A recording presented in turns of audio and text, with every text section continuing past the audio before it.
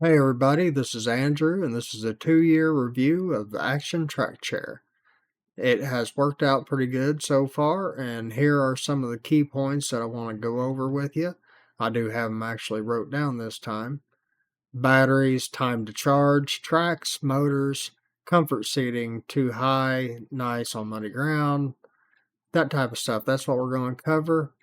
Angle, um, overall.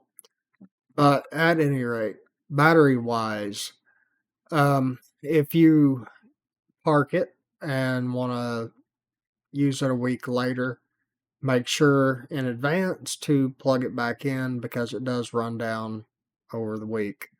If it's been a month, you're going to be at half battery probably. Um, don't know what's using the voltage at the moment, but that's on mine. If it's on somebody else's, let me know in the comments below if that's kind of a thing with them. Not really a big deal. You will get what you get out of it, depending upon the terrain, how much you kind of zero turn any part of torque going to the motors, definitely going to drain your battery, of course. Here in the Ozarks, I'm getting anywhere from a mile to maybe even 2 if I'm not doing a lot. If I'm out with the kid and the horse, it just going through fields and light trails, uh, we're going to get about a mile, probably about a mile and a half at the very most before I'm really wondering if I'm going to get home. So always keep that in mind. And on that subject, um, a lot of videos show where they have generators on the back and such while they are driving around. Um, these newer models, you can't charge and drive at the same time, so do keep that in mind. A lot of those are outdated videos, different chargers. So now there may be a difference on a different model as well. But at any rate, that's that part of the batteries. Time to charge. That's a big one. It takes a very long time to charge these batteries. Compared to my regular power chair, um, roughly twice the time. So be advised on that if you think you're going to get away with a 1 hour charge. 1 hour may give you a quarter a battery, something like that. Um, let's go on to the next thing. Tracks. So far, the tracks have held up real well. I am noticing more cracks in them, kind of like dry rotting, but I don't let it set very long at all, in between uses anyway. Haven't put any chemicals on them. If anybody else had problems within that 3-year warranty period, let me know. I'd like to know, if you're using it every day or if they just fall apart after 2, 3 years. On the motors overheating. That was a big issue the first 6 months to a year that I had it. I was doing just pretty much too much in the line of zero turns. So if you're at gates and or working cattle or something that's repetitive to where you're going in a kind of a zero turn motion, the motors will overheat real quick. So be advised on that. As for going up hills and such, it's got to be about a half a quarter mile, eighth mile, um, that somewhere in there before it really starts overheating or something steep, something pulling a lot of juice, a lot of amperage, and they once they do get hot, they take a long time to cool down. Be advised on that. That's kind of a big thing. All right, next one would be if you upgrade to the comfort seating. If you're just a little disabled and walking to it and sitting down, that's fine. It It works great. It feels better than the stock, but also be advised if you are using a sliding board to get into it or transferring some other way, um, it's kind of sticky to about every pair of pants that I have. I do have one set that's pretty much polyester and it goes across better. Um, let's go to the too high to reach the ground. If you've seen my past videos, I grumble about that badly because it is such a terrible thing whenever you want to go hunting with it and all the things advertised and you can't reach the ground. You're kind of a tourist in these. So do be advised on that if you're getting one. Uh, nice on muddy ground, sandy, gravel, snow, all that kind of stuff. Very good. Very good. The tracks work out really well on it. The weight distribution is great. Um, so whenever I leave the barn where the rain will come off of the roof, no problem. It's pretty soupy there at times, just 6 inches of mud or deeper, um, depending upon what it is. We just had a freeze and a thaw and uh, Missouri type stuff. So we do have rocks here. We grow them, but a lot of places that don't have them, it just glides right over it. So I am very impressed on the mud side, but also on the mud side, if you bring it in the house, you're going to have a lot to clean up whenever it gets dry. And also, anything on the bottom treads is going to soak into your floor. Be advised on that. That's if you have the narrow track because the regular size isn't going to fit in your house or through the doors unless you have double doors. Uh, let's go on to water. So far, water, no effect. I've kept the joystick out of the rain and all that kind of good stuff. Been some close calls with the rain, but either which way, from what I understand, it takes very little water on those compared to any others, but don't get them wet. Just don't. Do the best you can. Um, let's go. Okay, so I still don't like the angle of the footrest. It's just too steep. If it was adjustable, that would be great. You know, if you have problems with your ankles where your feet can't point upwards for a while, that may be something to consider.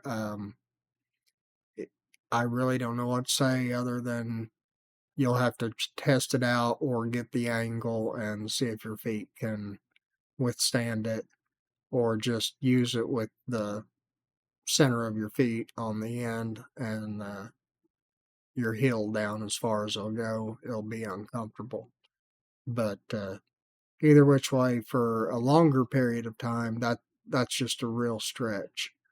Um, Overall, it's been trouble free. Um, Replacement parts, I haven't got to deal with that yet. Lovely, lovely. They are not cheap. I've only got a few people in my Rolodex that I've talked to that have dealt with replacement parts. Um, they did get them in a fair amount of time for what it is in the company. Uh, but from what I was told, they were very expensive. So do keep that in mind. And there is a lot of this that you can buy yourself. You just got to know uh, where to buy it. It's the stuff that's not manufactured by Action themselves, um, or make it yourself, or get somebody to make it for you. I'm not going to list off the parts, that might get me in trouble. All right, the price is ouch. Yes, they are expensive, and that's why most of them are paid for by other grants and things like that. Um, Price wise, is it worth it? Depends on how much money you have, I guess. If you don't have anything, um, hope you have a grant or get something through vocational rehabilitation or some other entity. All right, made in America. That's huge. You can tell it right away whenever you actually look at it from engineering perspective or a mechanic type person. Um, Most of it is steel, and just the way it's made, it's all metal, or basically all metal. So it's tough. It's made in America. That's one of the greatest parts I like about it. Being a track chair, I don't want the track to fall off every other day or anything like that. So, and I've never had a track off. So I do have one that makes a little bit of a thumping sound at a certain place. That's did it since probably 2 3 months into it, but I still haven't even figured what that is. But either way, um, it does work. Um, I haven't like I said, I haven't had many problems with it at all. Besides my version of what's wrong with it, mind wise. It is high up. If you haven't seen my other videos where I sit side by side with it, it's a very steep angle if using a sliding board from a regular wheelchair or a power wheelchair. Even a power wheelchair is going to be much lower than one of these in the narrow track version. The other versions may be a little lower. Mine has tilt. Well, most of them have tilt, but do see the height of the chair before you, if you're using a sliding board anyway. Make sure that you're able to get into it because it is a wide gap in between them, the way the tread sticks out.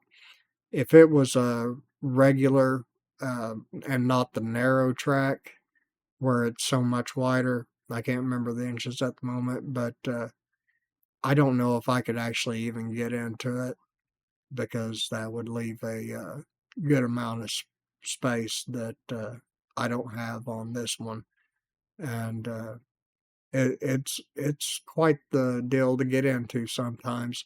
But if you look behind me, I do have a triangle set up.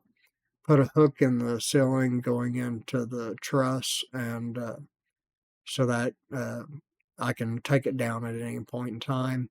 And it's not one with a chain. The chain part or the chain type triangles, I don't even use them. They have too much flex. If you have a actual steel bar going down to the triangle, that is 10 times better or 100 times.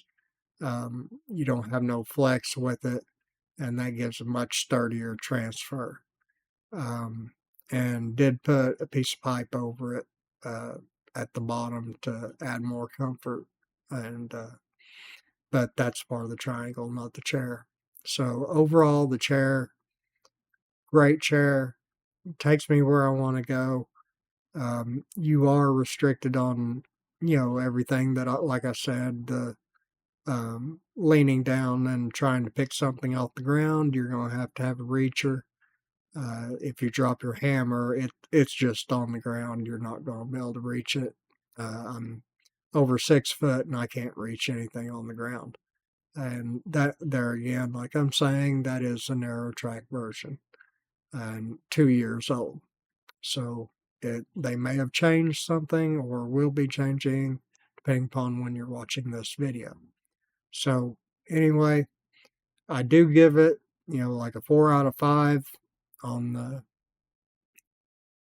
and I do give it a 4 out of 5. So if you're looking for an action track chair, I would actually pick one out versus the other things. But if you have a different disability, there is other uh, lower down to the ground type uh, bikes and other things that will get you from point A to point B in rough terrain. But track wise for the mud and for my area, the track chair is definitely the way to go. Other well, let's just say other companies have devices that may say 20 miles on the battery versus just a couple. Well, they aren't going to go where I'm going simply because they're tires, and that's it. That's the big difference. Tires and tracks. There's a world of difference between the two. So, at any rate, that's a 2-year review. Thanks for hanging out. Make sure to like and subscribe because there's always future videos. And we're going to be taking this out with the horse and have my daughter will be on the horse and we're going to take it out and we're going to make some more videos and show exactly what kind of terrain it will go over, what it won't, some of the turning problems whenever you're at gates, where the anti-tip dig into the ground or hit a rock and you simply can't turn. So look forward to that in the next coming weeks. So peace, love you. Thanks. Make sure to like and subscribe. Enjoy.